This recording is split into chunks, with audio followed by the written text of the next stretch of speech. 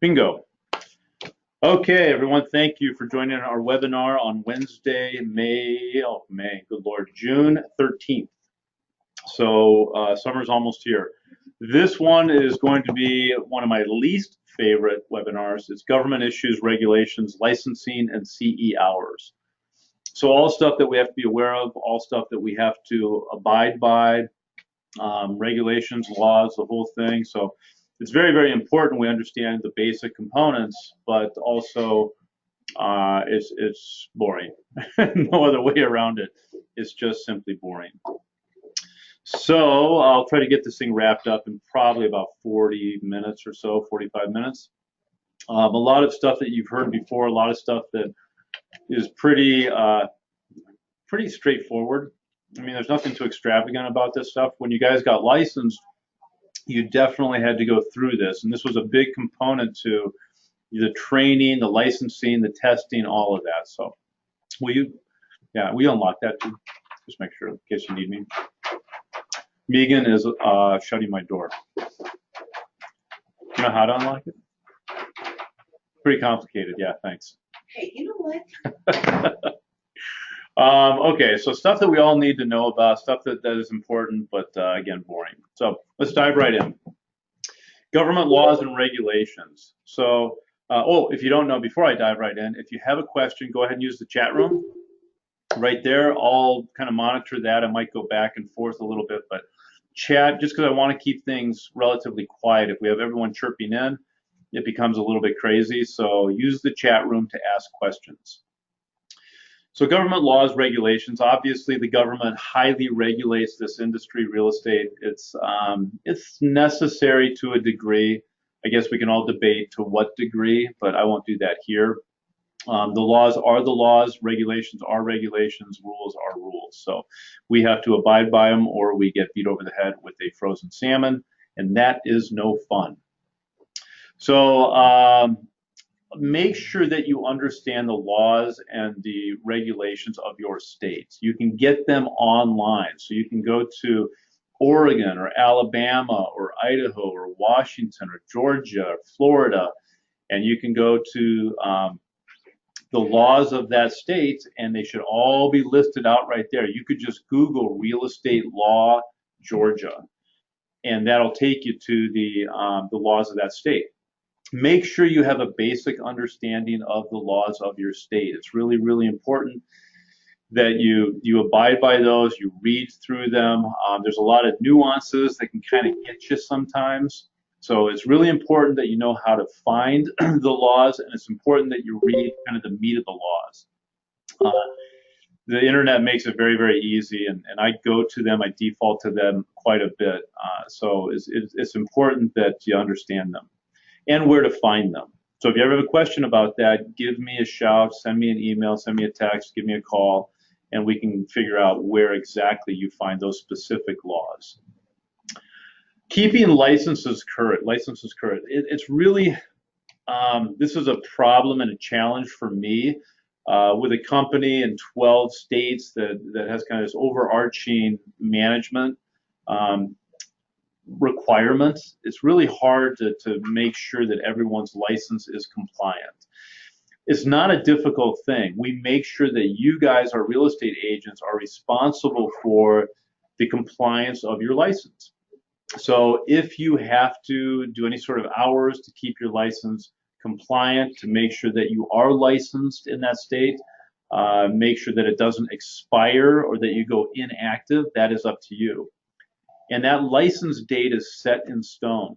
Mine's September 19th. I know it is always September 19th the rest of my life in Washington anyway, so I know that's a date I have to meet. And if I haven't done my hours, or if I haven't paid the state their fee, then I know it's going to go inactive. And if I'm practicing real estate with an inactive license, you will get beat over the head by the state. They want to make sure that your license is compliant. So understand the date of expiration on your license. If you don't know where to find that, let me know. It's very, very easy. Every single state in the union gives you access to your license. So you go to the Department of Licensing and look up real estate licenses. They make it very easy. Every state wants the public to be able to see a license is active, when it expires, and so on and so forth. Um, if your license expires, if it lapses, if you go inactive and you're practicing real estate, it typically isn't that big a deal the first time.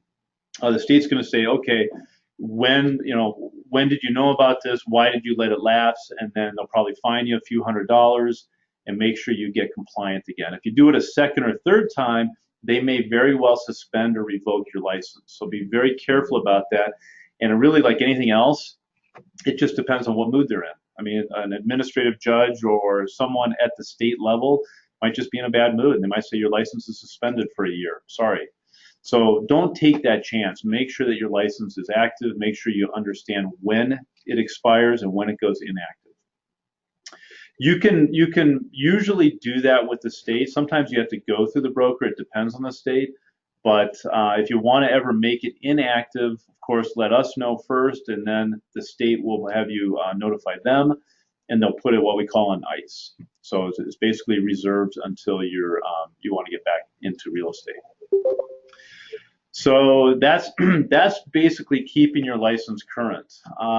It's not the most complicated thing in the world, but you guys would be surprised with so many agents, with hundreds and hundreds of agents. Every month I have to deal with this issue. Every month it's like I go in, we audit, we try to find people who are inactive and didn't get their license renewed, and they're practicing real estate. And they're like, oh, I didn't know. A lot of them will say, well, Joe, you were supposed to tell me. It's like, no, that's not my responsibility.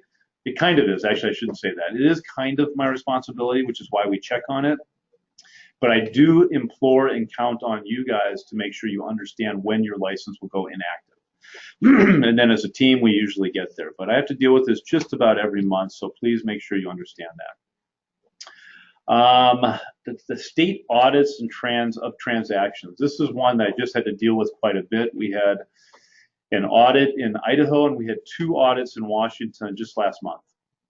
So 3 audits. It was a pain because typically a state audit will last a full day, sometimes half a day, sometimes a couple days. It just depends on the auditor and the office and all sorts of other factors. State of Washington is the one state where they try to surprise you. There's spot audits. So they just show up at your office and say, I don't care what you're doing today. I'm here to audit your files. You better put it all away and make sure you help me. Other states are a little bit more generous in their thinking. They go, okay, we're going to do an audit. Does next Tuesday work? Does Wednesday work? And so we work with them on that regard.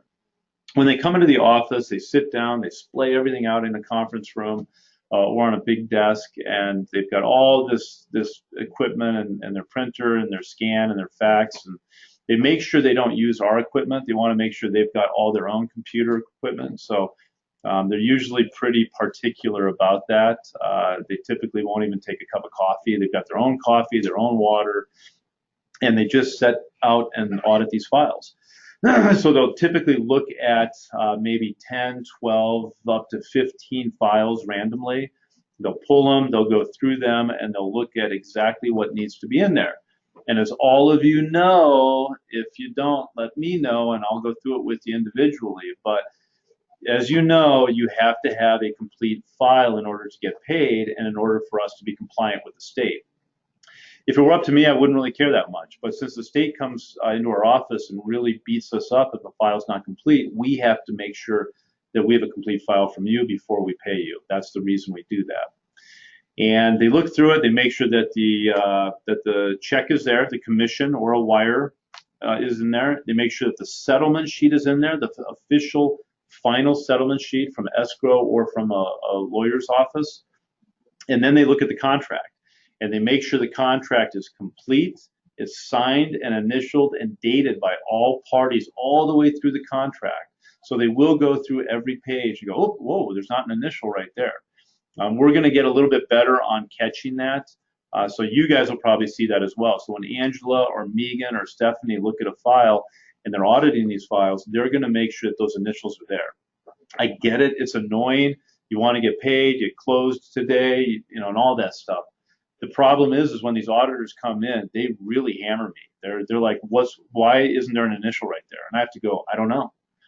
And so that's why we get those initials from you. So make sure your file's complete because they look at every page. Then the final component they look at is that earnest money receipt. The earnest money receipt is arguably the most important piece of that file because we're handling public money. So the last audit, the Washington State audit, there were so many earnest money issues. It's not complicated. You got to get the earnest money into escrow along with a copy of the signed around contract immediately. It varies from states, 1 day, 2 day, 3 days. Just do it immediately. Do it next day. So it doesn't matter what the state is. If you just had that policy of within 24 hours, walk down there, drive down there, ride a horse down to escrow. I don't care. Go down there and give them that check and get a receipt. It's a big deal for the states because, again, the states are, if you're handling the public's money, they're making policy to protect the public. And that's kind of their MO on that. Okay, so back to the audits. The audits are fairly simple. They look for that. They make some notes. We take corrective measures. We have to definitely always adjust and expand and make sure our policies are up to date. Sometimes different states have stuff that I didn't know about, and that's on me. And then we just adjust our policies and procedures manual, add it to that, and then move forward. So make sure you understand the components of a transaction and make sure you comply and get that paperwork complete. A missed initial here, a missed initial there is not, it's just not going to fly. It might in court, because if you have a contract that's mostly initialed and one initial was missed, the judge typically is like, no big deal. But the state is more stringent than the judges. So just remember that. Insurance requirements. So insurance is, it's always going up. How about that? So we have different levels of insurance and different types of insurance. The main one you guys are interested in is E&O. So your errors and emissions insurance is covered by the company. There's a deductible of $2,500 that you guys are responsible for should there be a claim. And that covers, like I say, errors and omissions or any sort of lawsuit that's coming down the pike. So we typically try to resolve those issues before they get to lawsuit status. But I got to tell you, right now, the public out there is mean. Right now, there's such a stress on everybody that we're seeing a lot of legal threats. I just had one this morning that the seller had the chimney inspected, and the inspector signed off on it. And then the buyers, 6 months later, found out the chimney wasn't working real well. They had a different inspection done. They had a level 2 inspection, and the guy really got up there with a scope and said there was a little bit of mortar that was missing, and that needs to be fixed. So they're coming back threatening us and threatening the seller to pay this $5,000 bill. And I'm just thinking to myself, that's ridiculous. An inspection was done, the chimney work was done. Any reasonable person did what they could without being a chimney expert. And the fireplace did work back then, but now it's not working as well as the buyers want. So they're threatening to sue us for that. Can you believe that? So it's not going to fly, but I try to calm them down. I try to be reasonable. We try to work through it. But we are getting, I don't know what it is, if something's in the water, if it's some sort of alien thing they're putting in the water to make people so angry, but it is crazy what's going on out there. So if you get a nasty gram from an attorney saying, hey, we're going to sue, send it to me, and let's walk through it. Now, if we walk through it and we determine that it is our fault and something did happen on our part, then yes, we do make an E&O insurance claim. And that $2,500 deductible is paid, the claim is filed, and then is handed over to a law firm in whatever state they're making their claim. So then at that point, the law firm handles it and they move on. Law firms and the insurance company might settle. I think that's why a lot of claims are made, is because people are like, hey, if we file a lawsuit, they're going to make an E&O claim. The E&O company will settle just to get rid of this, and we got a quick $25,000. So it's a crummy way to do business. I don't like it. You guys don't like it, but it is what it is, and that is the insurance settlement world right now. So Anyway, we carry the E&O insurance, so errors and omissions. I think you guys understand that. We also carry business insurance, so some liability insurance in case someone comes into an office, they trip on a cord, they bash their head into the wall, they got to go to the hospital. Then that insurance covers them from a business perspective. So we carry that. Make sure you guys are carrying your individual auto insurance. If you're driving people around and something happens, you get in an accident while showing them houses, that auto insurance coverage has to know that you're a real estate agent and you drive people around in your car. So that's an important component. Contact your real estate or your insurance agent if you're not set up, if they don't know you're doing real estate in the car that they're insuring. And that's really it on insurance. I mean, insurance you can do overkill. I mean, you can have tons and tons of E&O insurance. I could be insured up to $10 million per claim, but why? I mean, most insurance covers $1 million in case they have to tear a house down. You know, the worst of the worst issues. And most issues they're settled for $20,000 or $25,000. But we've only had one E&O claim. We have another one we're going to have to do here shortly, but one that's kind of gone to fruition. And that court case took 5 years. So it just is concluding right now. It's been kicked up to appellate courts and back down to superior courts. We've won the entire way, but a lot of goofy stuff can happen when you make an E&O claim and that lawsuit actually is filed and it goes to court. MLS expectations and rules. So the multiple listing services are pretty much the same. The realtor associations control most of them. The Northwest MLS and I believe the Denver MLS are unique. They're not realtor associations. But the realtor associations and the Northwest MLS have ethical components to what they do and their rules. You can find their rules on the MLS website. They're very easy to find, the bylaws and the rules. Make sure you read through those. Effectively, you know, you have to treat people well and treat them professionally, operate ethically and professionally with your fellow realtors or real estate professionals.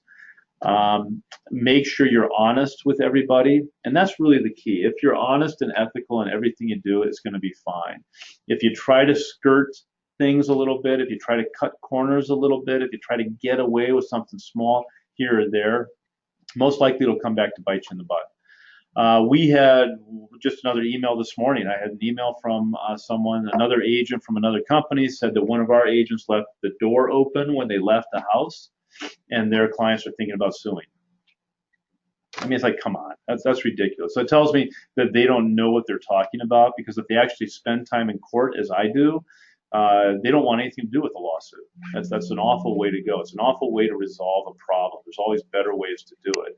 And I think what they're doing is basically saying, you know, a lot of agents will do this, that they're looking out for their client, they're proving their worth, and they're going to go after the agent on the other side that might have made a simple, honest mistake.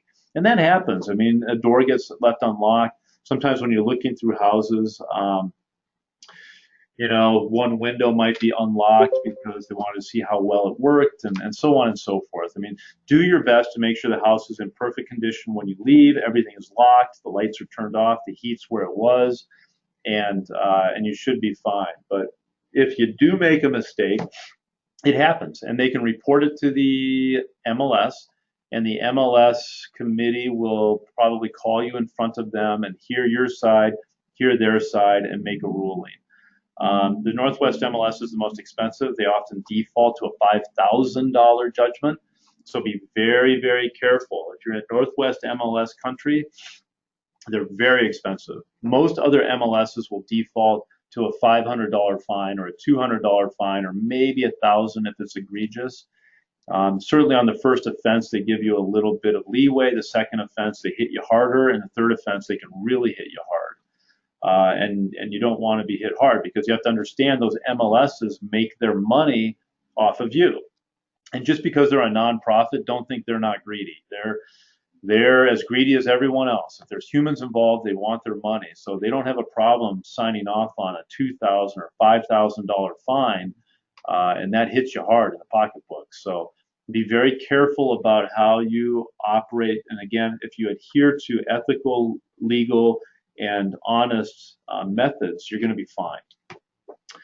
But do go through the rules as well. I mean, how we communicate with others. There's certain rules that are real obvious. Don't communicate directly with the client of another agent. If you're the listing agent and a selling agent comes along and you're like, I can't get a hold of the selling agent, so I'm just going to call their client directly and see if they're interested in this property. That is a huge no-no. You will get called in front of the board and you will get fined for that. So don't do that.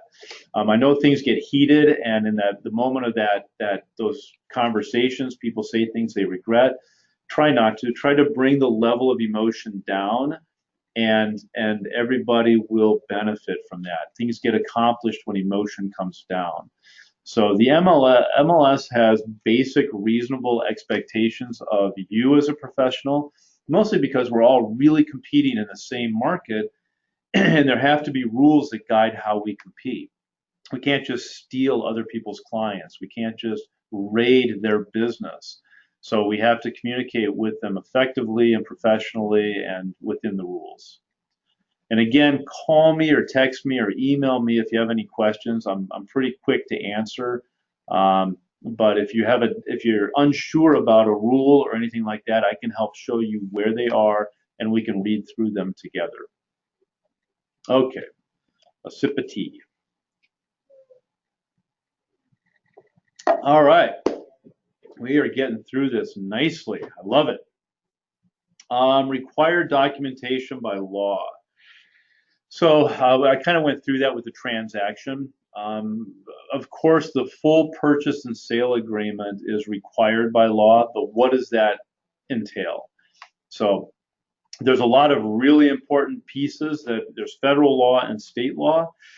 And the really important ones at the federal level are the lead-based paint disclosure, any house older than 1978.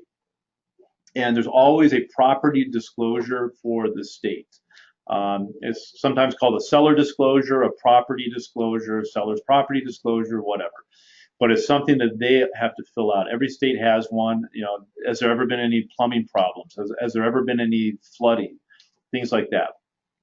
It's okay to go through those questions with your client, but do not answer those for them. Do the lead-based paint addendum, let them answer and sign it. Whether or not there was a flood or whether there was some pest problem or something like that, do not answer those questions for them. Just sit there and advise them on what the question means. And let them check it, let them check the space, let them sign it, and that's fine. If you fill it out and you have them basically just kind of give you answers, we will get sued at some point and we'll lose. So you do not touch that document. Just what I do with my clients is I sit down and I read the questions. They have a copy, I have a copy, and we read through them together. And sometimes they'll say, well, there was never a pest problem, but we did kill a mouse once, on our property. What should we do? Well, disclose it, that you killed a mouse once. Or there were some ants that were kind of nesting in the corner, but you had a professional come out and take care of them 10 years ago. Great, put that on there. When you're dealing with that property disclosure form, be painfully honest. Be as honest as possible, because that is what will come back and haunt you. Just like the example with the chimney this morning. I mean, they filled it out right. They said it was working as far as they knew, but it failed 6 months later, and now that person's threatening to sue us and the seller. So be very careful about that. But lead-based paint, if it's older than 78, the seller disclosure, the property disclosure is required. Sometimes there's a special mold disclosure. I know in Spokane, there's a Spokane Association form that kind of doubles up on that. And those are required by law, whether it's federal or state law. And then you get into the transaction itself. So an inspection is probably the most important part of it. Make sure there is a inspection addendum filled out, or the section that talks about the inspection. Make sure that's filled out. Never advise them to waive their inspection. Just don't do it. If they're a contractor and they've built many houses and they say, I want to do this, I want to waive it, that's fine. Let them do it, but never encourage them to do it again. It sets us up for huge liability. So that's really, really important piece, that inspection piece of it. The financing addendum and the regular purchase and sale and all the other stuff that goes with it, that's pretty standard. So if you're confused about what to fill in and how to fill in those forms, that's what I'm here for. So contact me individually and I can walk through that with you. But if there's a law of agency, like here in Washington, we've got a law of agency pamphlet. Idaho has one as well. Oregon has one as well. Different types of descriptions of agency, and get those out to your client. It's required by law. Washington, there is an RCW that says law of agency pamphlet has to be delivered to the client. So the best way to prove that is just get a simple initial on that law of agency pamphlet. So make sure that you're getting that out there. And then finally, if there's dual agency, always describe agency to your client. Make sure that they understand what agency is. If they sign a listing agreement or a buyer's agency agreement, that is agency. If they don't sign that stuff, well, they have to if it's a listing. We absolutely have to have a listing agreement. Otherwise, we don't have authorization to sell their house. But if you don't have a buyer's agency agreement, that's fine. Then they're a customer. And you can write up a contract for a customer. But you don't have agency, you can't negotiate on their behalf, you can't kind of do more detailed analysis of what they're looking for and help them. It's more just doing a service and filling in the blanks and helping them get a contract done as a customer. Agency is really important. The states do frown on dual agency, so that's when you're representing both the buyer and the seller. Make sure that if you do that, I'm okay with it, but make sure if you do it, that they understand you are representing both parties. So that law of agency pamphlet, and then an agency form, even if it's in an email saying I am representing both parties. I want you both to know that I'm neutral, that I'm not gonna share private information, that I'm just going to do the transaction, do the paperwork, and if you ask me questions about the other party, I'm not going to answer. Just anything to describe in writing what dual agency means, because the states do frown on that. It's legal, but they don't like it. I'll go back to insurance as well, real quickly. If you are selling or buying your own house, typically E&O insurance does not apply. So let me know if you're buying or selling your own house, or investment property, second home, things like that. So agency is really important, and getting that documentation out there is really important. Again, look up the laws of the state you're in and make sure that you understand completely what sort of agency form you have to supply to your client or potential clients. Okay, agua. And then of course, everything's signed, initialed, and dated. That's always really important. Listing agreements, like I say, are required. A buyer's agency agreement is not, but it's a good idea to have one. Even if they can break it pretty easily, at least there's that twinge of pain that they feel like, oh, I've got a contract with this person. Just on a side note, when you have a buyer, get them to fill out that buyer's agency agreement, but also implore them to use only you. A lot of them don't understand. I mean, I'm shocked at how many, it's usually real highly educated people with, I've got clients, PhDs that stand from Stanford and Columbia, and lawyers, an attorney general, a high level attorney general here in Washington's a client of mine. She had no idea how our compensation worked. No idea at all. She thought we were simply salaried like everyone else. Oh, you have a job, you work for Kelly Wright Real Estate, they must be paying you a salary. So all these hours we spend, I'm getting paid. That's not the case. Obviously, we know that. Be very careful and explicitly explain how this whole system works, how this process works. You'll represent them. You only get paid at closing, and any property that they're interested in, contact you first. That's the key. They contact you, they look at the property. If they want to go to an open house, fine, but let them know that don't let the agent that's hosting the open house do any sort of contract paperwork with you. You are working with me, I will take care of the contract, and I only get paid at closing. I could drive you around for 100 hours all over hell and back, and I am not going to get paid a dime unless you close this deal with me. So be real, and people appreciate that, because a lot of them will say, oh, I had no idea how you guys got compensated. Oh, interesting. Oh, the seller pays the commission. Oh, interesting. So it's really important to over communicate that. I can't implore you enough to do that. because I see on a monthly basis several deals fall apart and or go somewhere else, and client goes somewhere else and they're like, well, we didn't have an agency agreement, I didn't know anything about that, so I just went with this other person. Now, on a side note, if they do just, this goes back to the rules of the MLS as well. If they do fire you for no real good reason and they go back and try to buy a house that you brought to their attention, you're still owed that commission. So a lot of people try to get cute that way, and they're like, you know what? I'll go back and I'll contact the seller directly and say, hey, let's just cut out that 6% commission and lower the price 6%. You win, I win. It's great. We'll screw these real estate agents. The rules require that you be paid if you are the procuring cause of that transaction. So they're obligated for up to 180 days, for 6 months, to pay you if that happens. I have seen people wait 181 days and do a deal on the side, and there's nothing we can do about that. But if they do the deal within 180 days and you are the procuring cause of that deal, they're obligated to pay a commission. As well, if another agent comes in and pilfers your clients and gets them to sign a deal around that, and you showed them the house the week before, you're still going to get that commission. And that other agent's probably going to get sanctioned and or suspended. So again, the rules of the MLS really are there to prevent us from doing this sort of fraud and pilfering clients and stealing this and communicating that with that. And it's really, the rules are there for a reason, and I think they're good for the most part. Okay, new questions. CE hours, so continuing education hours. Every department of licensing in every state has a list of the continuing education that you have to take on what date.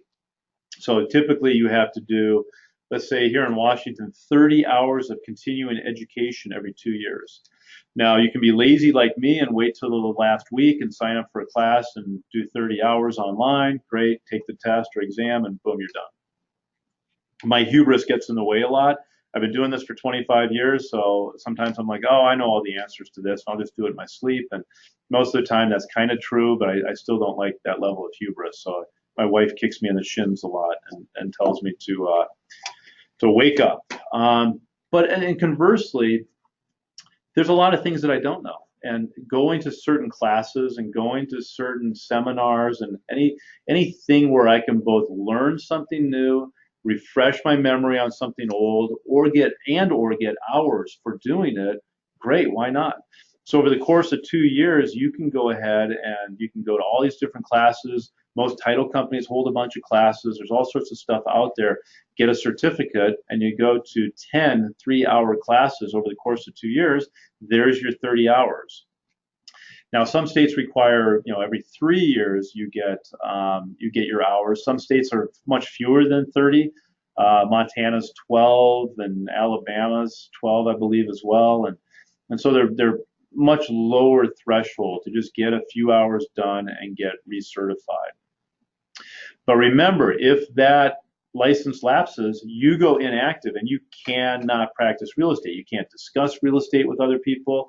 You certainly can't discuss, compensation and listing houses and doing CMAs and all that stuff. You might still have access to the MLS, but as far as the state's concerned, you are persona non grata. You cannot practice real estate. So make sure you understand when your license expires and take care of your continuing education before it expires.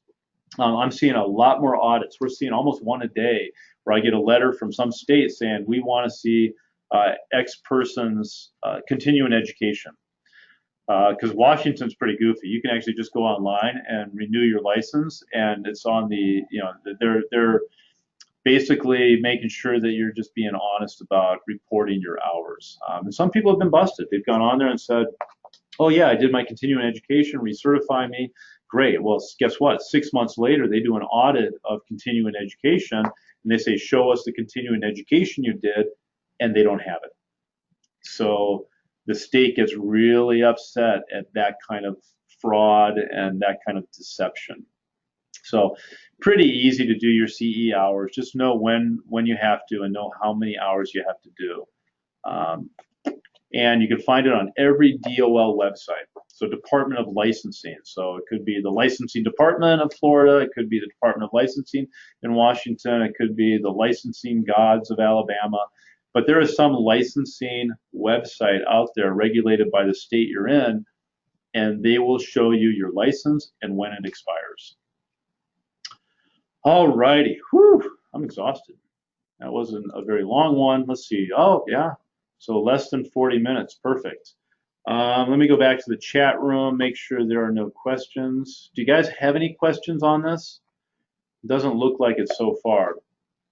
Pretty simple stuff. It's licensing, it's rules, regulations. We have to abide by them.